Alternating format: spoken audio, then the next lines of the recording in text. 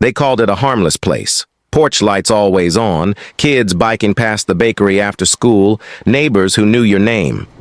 I remember thinking that myself the first time I drove through the quiet town. But the town had its secrets, and one June night they began to bleed into Main Street.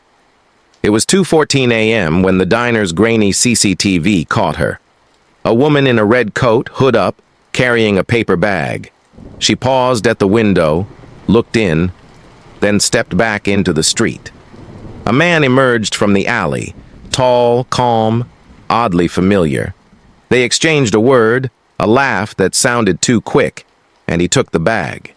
She walked away. That was the last anyone saw of Claire Hansen. Claire taught 4th grade. She baked pies for the PTA and lived 2 blocks from the river. She smiled in a way that made parents relax, but she kept something hidden, something that would change everything. By dawn, the town had formed search parties. Boats combed the river. Dogs traced lines through the corn. They prayed. They hoped. They found nothing. At first, the town told itself stories to stay sane. Claire argued with someone sometimes, neighbors said. A slammed door here, a locked cabinet there. Her landlord said she rented month to month. Her sister said she had plans. A student left a paper heart on her desk the day she disappeared. It never reached the lost and found. Then the first inconsistency surfaced. 2 different men placed with Claire that night. 2 witnesses, 2 stories, 1 laugh described the same by both. But they weren't the same man. I watched them turn over every lead. The sheriff promised they were following everyone. He'd been sheriff for 24 years. He coached Little League, presided over funerals, knew every family. He also had a closed drawer with photos from a case that never reached trial. When a heart-shaped locket was found in the diner gutter, Claire's mother's locket, questions multiplied. Claire had once said she lost it on a hike. She had lied. A week later, Claire's phone pinged from 5 miles outside town. A blurred selfie in a cornfield, a message that read, "I didn't go far," sent at 3:12 a.m. The town breathed. Then the phone's metadata showed the message had been edited. Someone with technical skill had made Claire's last words look casual. Someone close enough to know how to hide tracks. People pointed fingers. Her ex-boyfriend had an alibi. He was 47 miles away at his sister's. But gas pump cameras had a technical glitch the night she vanished. The pastor showed up with a bandaged hand and said, "Old saw." The bartender remembered a man arguing with Claire 2 nights before. His voice matched the sheriff's. Rumors spread like wildfire. The sheriff smiled too easily. Then a body turned up in the old mill. Not Claire. A man, Mark Ellis, the town CFO, dead from blunt force trauma. Mark handled the town's books, the grants, the numbers nobody read. Rumors said he'd been embezzling. His ledger had pages torn out.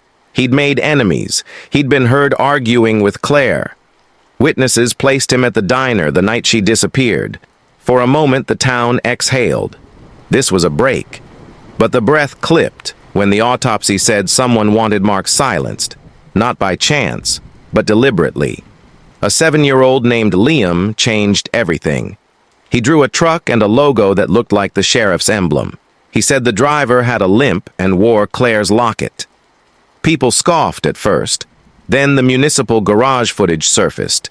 2:03 a.m., a pickup with a tarp leaving, a flash of red, Claire's coat, and the driver was the sheriff.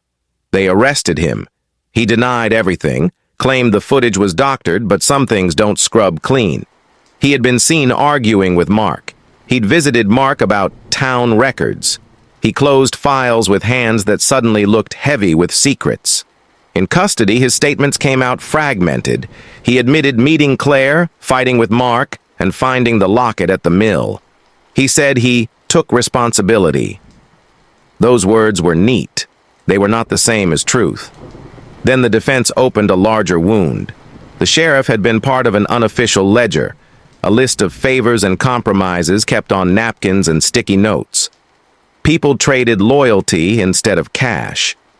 The ledger contained names, donors, Men desperate to keep reputations intact. Claire had been trying to expose it.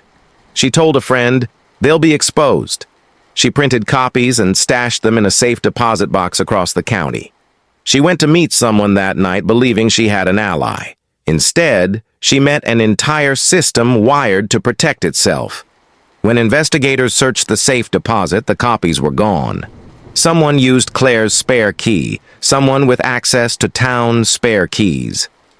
That key led to Mrs. Dalton, widow, choir leader, fall festival organizer, neighbor who checked Claire's mail and brought casseroles to the sheriff's wife.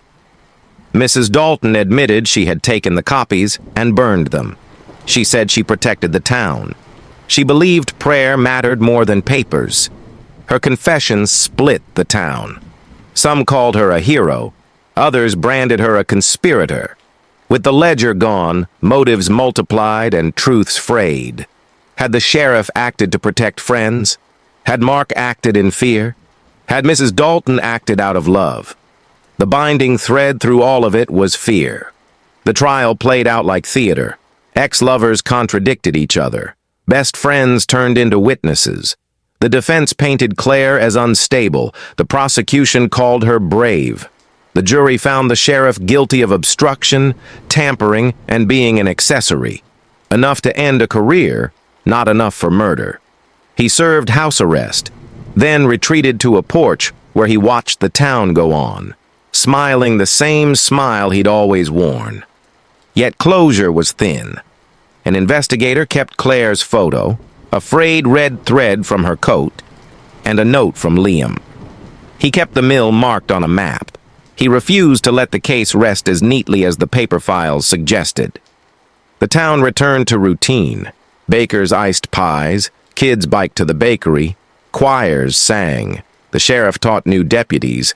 But at night, when the wind pushes through the corn, people hear the sound of pages turning, pages that never were read.